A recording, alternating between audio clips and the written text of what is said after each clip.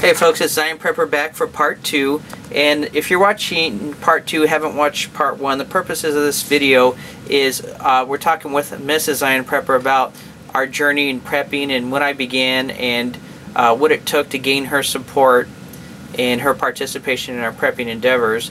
And the purpose is to hopefully help you, your partner, spouse, family members, or other groups to help you and support you in your endeavors. So we're just going to continue on where we left off from part 1. Do you think our children understand prepping?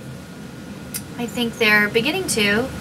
They understand the basic concept of being prepared for the unexpected. They do see, what goes on in the world, and we do use that opportunity to have conversations with them and explain why we do what we do, and that helps to kind of solidify what we're doing for our family.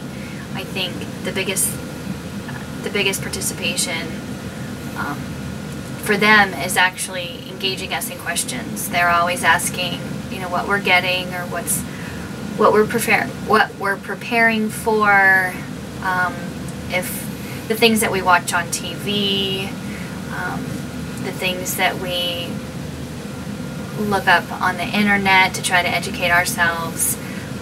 They also participate in that also, and I think at their age they're trying to formulate their own ideas on what we're doing. So I think through their asking of questions is really how they participate in what we do. Now, where do you see our preps, or probably more appropriately, how comfortable do you feel with our preps now, and down the road, whether it be 6 months or a year, where do you see our preps at? Well, I'm not sure if I'll ever feel that we're fully prepared. I do feel that we've come a long way, especially in the beginning. It seems like it's very difficult. There's so much you want to get and so much you want to prepare for, and you just feel so unprepared in the beginning. But I think as we go along, we're doing it slowly, but we're being smart with the items that we do start off by. I see us just expanding what we've done. Hopefully we will be moving, and that will enable us to have a much bigger space. That's part of our plan. So that will help in our expansion of our prepping. Okay. Why don't you explain a little bit about how we built up our prepping stocks from really having nothing to probably right now having at least a 3 to 4 month supply, and how we're going to build it to be even bigger, 6 to 12 months in the next 3 or 4 months. Well, I think as beginning preppers, you have to realize your resources. You have to know exactly what you have to prepare for. That can mean several things. That can mean the space that you have, and also that the money you have to invest in prepping, because it's not cheap. And the way we did it was we had to start out slow. Our resources were limited when we started, and we had to start out slow. So we had to start out with the basics, and I think that's every prepper has to realize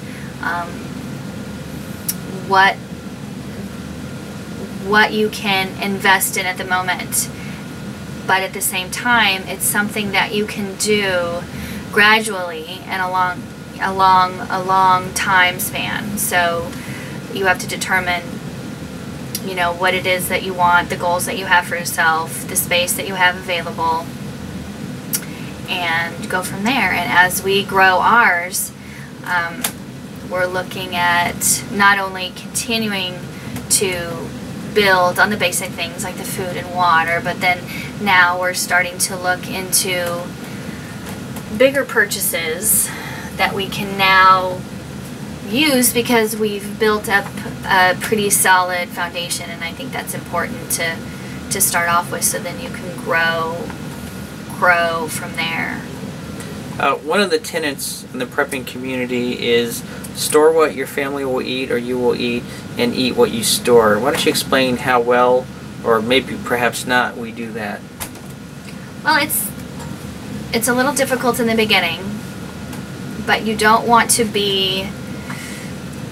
hoard what you have. You don't want to be a hoarder and just keep building and building and building and not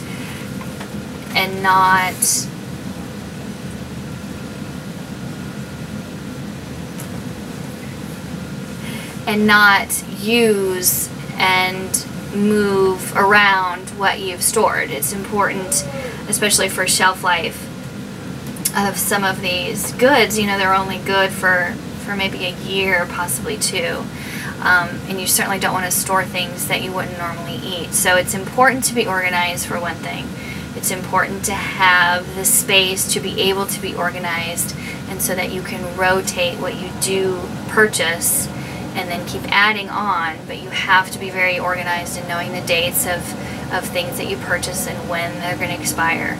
It's also important to know how to use what you're buying in case that a time comes where you actually have to make what you've purchased, such as, you know, long grain rice and flour of that sort. If you're not a baker or a cooker, you need to be prepared to know how to use those items. It doesn't do any good storing food for items that you don't know how to use, and have recipes. And that's a very important thing, and that's something that we've started to gather, is also recipes for these items that we're starting to use in our prepping storage. So the final question is would you consider yourself a prepper or the wife of a prepper? Well, let's see. I think I'm a prepper in my own right, but I think at this point I'm probably more the wife of a prepper. I'm kind of a supporter of sorts. I'm not really available to do a lot of the investigating and the education of what it takes to be a prepper, and the things that need to be known about being a prepper. That's something that I rely on my husband to do, because he has the passion for it. He's well educated.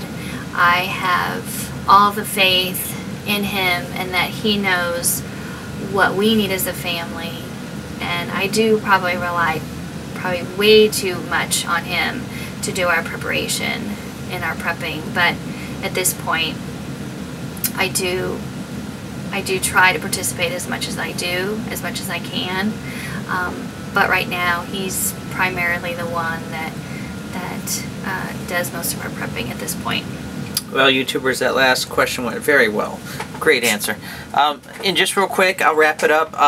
Most of our preps, we use coupons a lot. So we get deep discounts and multiple items, BOGOs with our coupons. That has really bolstered our food supplies. The kids absolutely love having 20 boxes of Captain Crunch. I mean, it's just, you know, it's heaven for them. But also the medicines that we get, the antibiotics, the bandages, once again we use coupons, and it's really made a huge difference in what we can buy.